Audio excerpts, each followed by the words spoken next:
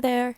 I'm bored, and I was left home alone, and now I have 5.5 pages of notes on Norse mythology that I'm going to share with you.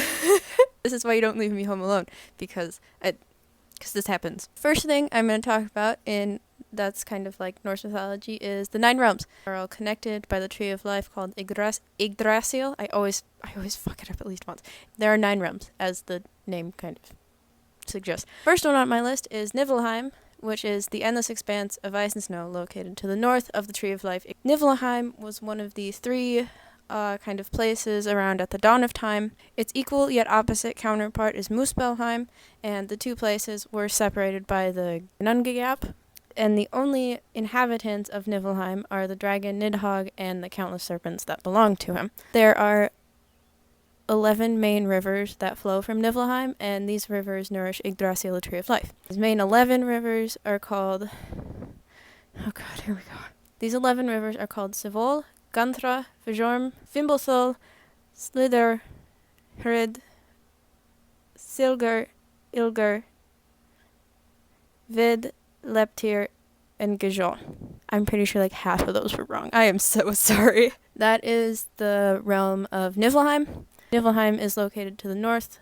I think I said this already, but Niflheim is located to the north of Yggdrasil. The other realm kind of that was around at the dawn of time was Muspelheim, which is the home of the fire giants and demons. The equal yet opposite counterpart of Niflheim. It's to the south of Yggdrasil. Muspelheim is pretty much like the other kind of expansive place that was there at the beginning of time, and then separated by the Ginnungagap. Surtur is the guardian of the entrance to Muspelheim and is also the ruler of Muspelheim.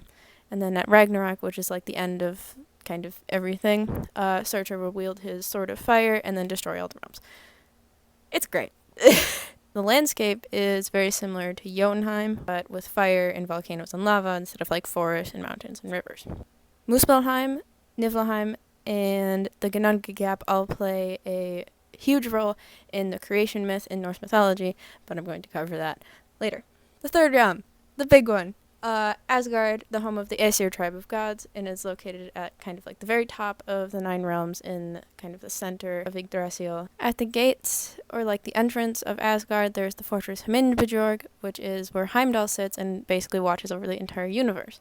And then at Ragnarok, the end of the universe, only then is when Heimdall can blow the Gjallarhorn, which is another, that's a whole nother story. There's plenty of halls and homes and stuff in Asgard. Biggest, probably most well-known one is Odin's Hall, which is Valhalla. Valhalla is where half of the soldiers who died bravely in battle, they just go and live there kind of until Ragnarok.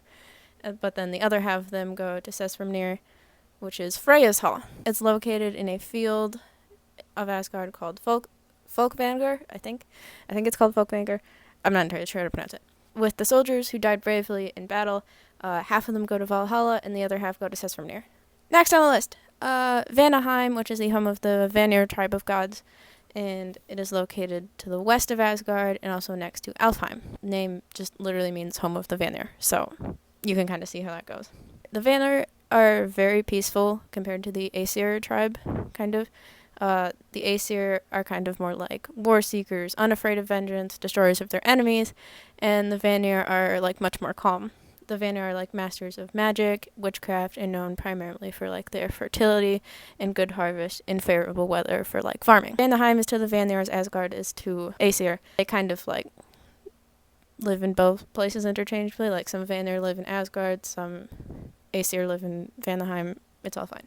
We have Alfheim, which is the home of the Light Elves, and located to the west of Asgard, also next to Vanaheim. Alfheim is ruled by the Vanir god Freyr, which is not to be confused with Freya, who is his twin sister, but Alfheim is ruled by Freyr. Alfheim can also be called Ljóselfheim, which means home of the Light Elves. In Norse mythology, there are 2 tribes of elves, which are the Light Elves and the Dark Elves, and the Light Elves live in Alfheim or Ljóselfheim.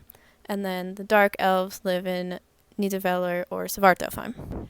Big, famous one, Jotunheim, which is also really fun to say. Home of the Jotuns, the giants, frost giants.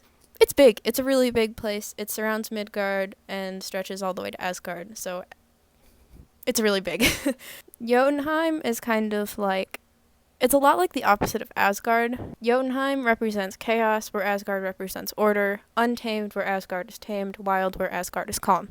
So it's kind of like the opposite of Asgard, if you think about it. Jotunheim is very cold, not nearly as cold as Niflheim, but still very cold. And it's full of raging rivers, deep forests, towering mountains. You know, you can kind of see where like the chaos, wild comes from. Jotunheim is where Ragnarok begins, with the giants marching against the gods. Then we have the one that you probably all know the name of from Marvel, Midgard, which is home of the mortals, located kind of between like Asgard and Jotunheim. I'll talk more about like the whole creation myth in Norse mythology later, but basically Midgard was created from the remains of the giant Ymir by Odin, Vili, and Ve. Midgard is, like, as the name suggests, in the middle of the 9 realms, and then in Ragnarok, Midgard will be completely destroyed. The land will be poisoned by the serpent Jormungandr. I don't think I said that right, I'm so sorry. All of the living things will be destroyed by the wolf Fenrir, and then the world will be burned by Surtur. That's kind of all the stuff I've got about Midgard. This is Midgard, we're on Midgard. There you go. One of my personal favorites, mostly because it's so fun to say, Svartalfheim, also called Nidavellir, which is the home of the dwarves and the dark elves, and is located beneath the surface of Midgard. Dwarves and the dark elves kind of like reside there and live there, with their craftiness, knowledge, all that kind of things. The dwarves just make stuff like crazy. They are crazy good at making stuff. They create powerful and magical tools, and one of the most famous ones being Mjolnir, which is Thor's hammer. They live far beneath the surface of Midgard and preferring places where the light will not reach. I just think Svartalfheim is really fun to say, so that's kind of why I like it so much. Last one, Helheim, which is the home of the dead who did not die bravely. It's located far below all the realms at the bottom of one of the roots of Yggdrasil. It's not a place of punishment, but just kind of a place of like residence for the dead. I mean, it's not like the best place, but like it's not punishment. It's like kind of damp and cold and misty, but like it's not a punishment. It's just you died normally. Go stay there until Ragnarok, buddy. Then we have Hel, who is the goddess of the realm, rules over Helheim, and she's named some of the possessions in her realm. Just a few, for example, is like her dish she called hunger, her knife she called famine, her bed she called disease, her threshold she called pit of stumbling, and it goes on and on. There's the hall, Ilyadnir, which is where like all of the dead gather, kind of, and Ilyadnir basically means misery, so yeah, that's great naming.